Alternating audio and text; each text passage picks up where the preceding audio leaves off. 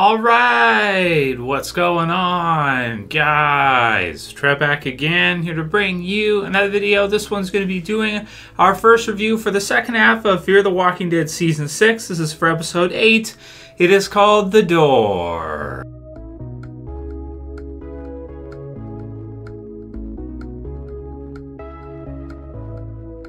Alright dudes, so if you were not aware, yes, we did get a second episode of Walking Dead this week in that they gave us the mid-season premiere, which was originally supposed to be the mid-season finale for Fear the Walking Dead Season 6.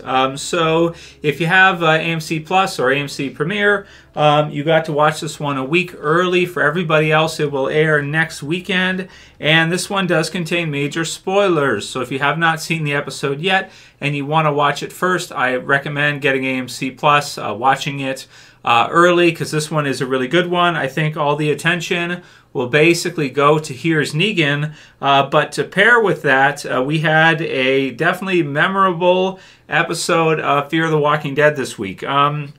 So I assume if you're still here, then you're okay with the spoilers, so we'll continue with this one. So The Door.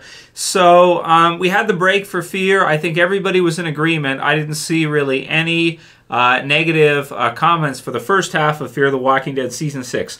Anybody who saw the episodes through were basically, we're all saying the same thing, that Fear the Walking Dead Season 6 is really amazing. They're doing an incredible job. So this episode here was supposed to be, before the worldwide shutdown and everything, the final episode of that first half. And they didn't get it done in time, it sounds like, or one way or another they decided to keep it until later, which is now, and go ahead and release it with the back half of the season. We still don't know if the back half of the season is going to contain 9 episodes, or 6 or 7 or 8, how many they were able to get done for the second half of this season.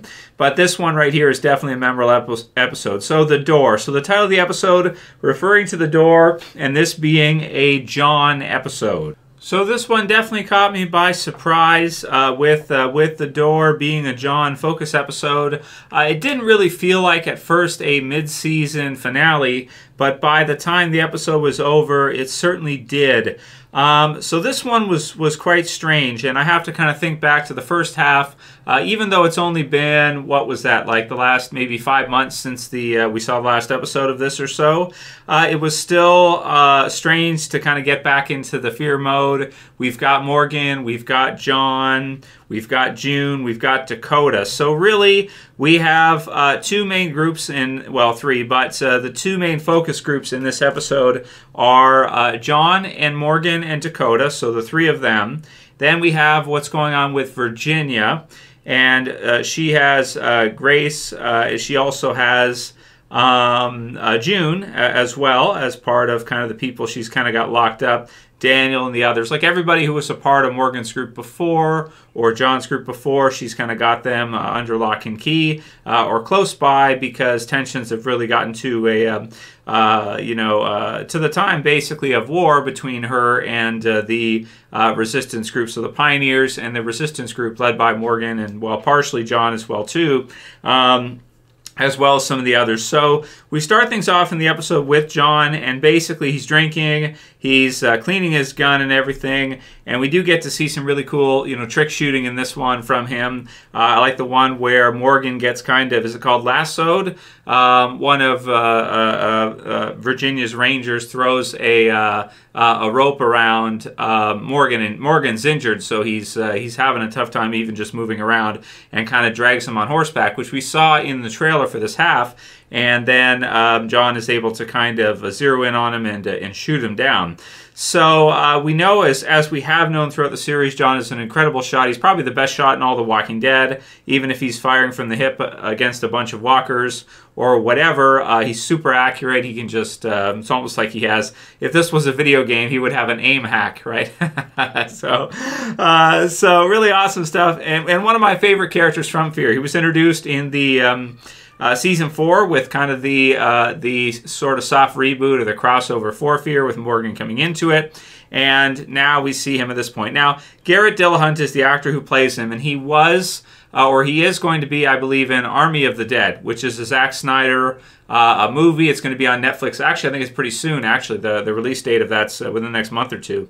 I have to check the date exactly. But so he's going to be in that, and I wonder if that might have something to do with what happened in this episode. So let's stop beating around it. Major spoilers. John dies, right? So very surprising, very sad scene to see this one through. Certainly got my attention because I was like, what? You know, after watching Here's Negan and stuff, I was like, I don't know if I'm, you know, in the mood right now so much for Fear after just seeing Here's Negan, everything else that's going on. I'm sure I would be next weekend, but I'm just kind of tired from this week, you know, doing a lot of stuff and the stuff with Here's Negan, all the videos and stuff. But once I saw the scene where he washes up on shore, so it's sort of like there's some similarities between John and Rick. The intro scene, you see him, he's kind of on a bridge and he's kind of shooting. So there's some similarities here, but unlike Rick, there's nobody coming to save him. Well, there is, but by the time they get there, he's history. So June finds him, and a very sad scene as he kind of looks up and you find that he's dead. He is now a walker. And then she puts him down.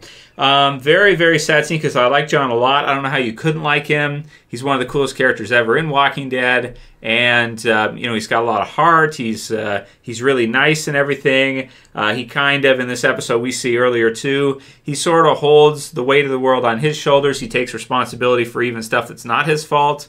So he's just like a classical, really good guy.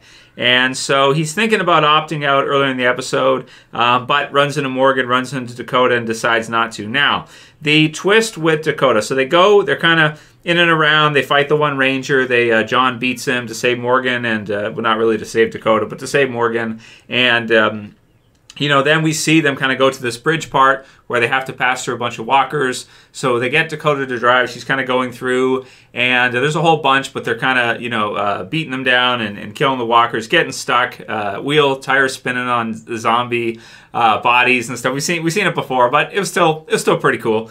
It makes me think of, like, I think season 4 where they get stuck and there's the huge Daryl and Bob and the group that are going out, and there's this giant, humongous walker, like the biggest ever that we'd ever seen at that time. They're spinning their tires in zombie guts, and so they got to ditch the car and run.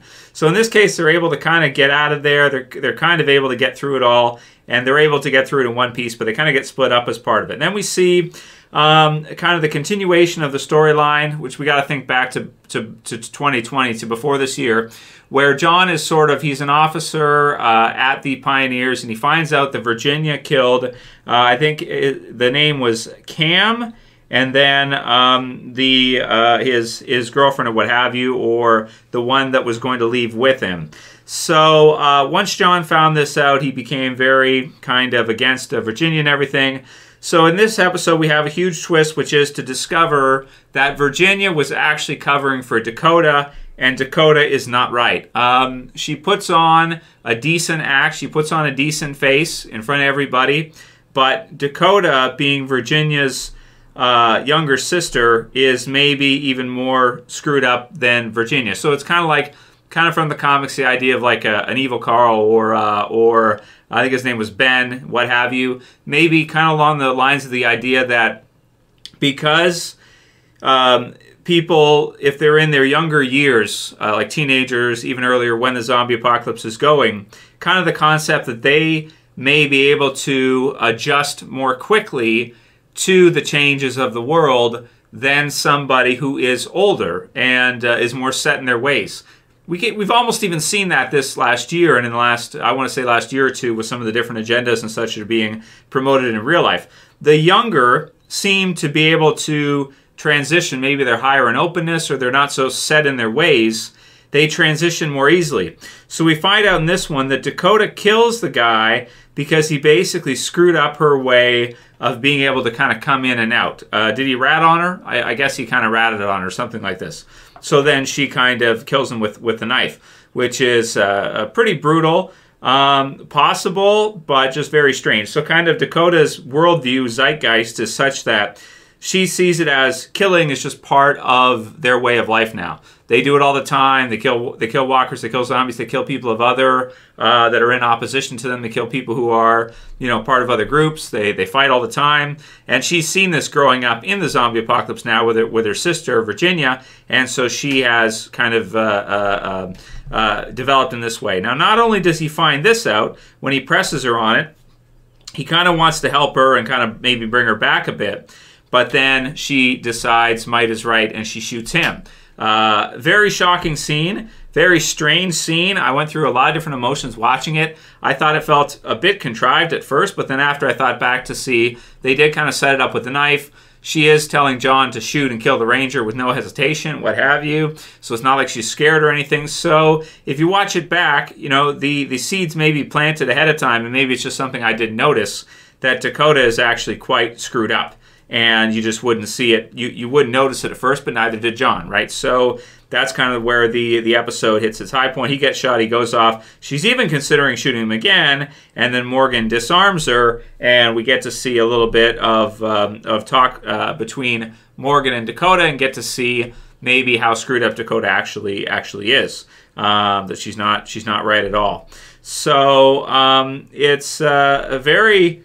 I don't know what to say about the episode. I'm kind of all over the place on it. At one time, I think like this is work. I kind of hate it, whatever. But then I think to myself, well, maybe if Garret had to leave the show, this is kind of what they came up with for him to leave. And it is possible that younger people could change more quickly and more easily into that kind of a world than people who are more kind of set in their ways and are older. So I don't know if I like it or not. I'm not going to necessarily say I like it. I'm just going to say that, it is what it is. That's what they chose to do with this one. That's the storyline. That's the way it goes through. They're looking for meaning, but unfortunately, survival of the fittest, I guess, in this case, and might is right, is really all the meaning you get when you're dealing with someone like a Dakota. So I don't like Dakota at all now. It makes her kind of quite the villain. And I like Virginia a little bit more than I did before, because I really didn't like Virginia before because I thought everything was her fault. Now I'm seeing that maybe that's not necessarily true. She's kind of trying to cover for her sister and whatnot, what have you. So there's that. I'm just not sure. But I am going to miss seeing John in the series. I thought the scene with him and June was very sad. I did think it was unfortunate that June didn't decide to go with him. She was too selfish to kind of get her stuff that she wanted and everything, to be able to work and to be able to help people, that kind of thing. But that she gave up on being with John in order to do that. And now we see what has happened with him as a result. So I'm sure she's going to regret that and have some serious issues going forward after that. Maybe she could be the one to find out what happened here and stop Dakota. I'm not sure. But in terms of score for the episode, I'm going to give this one a 6 out of 10. It looks like things are shaping up for this back half to be kind of a battle half. I don't know what that's going to look like with respect, all of our different, the cast and social distancing and how that's going to look in these episodes. But I guess we'll see how it turns out for this back half. But certainly this was definitely an interesting episode, definitely an episode where I don't exactly know what to say about it, but I'll give it a 6 out of 10. The twist was a bit odd to me. I don't know if I felt like it was exactly natural. Like, it didn't feel like a masterpiece to me.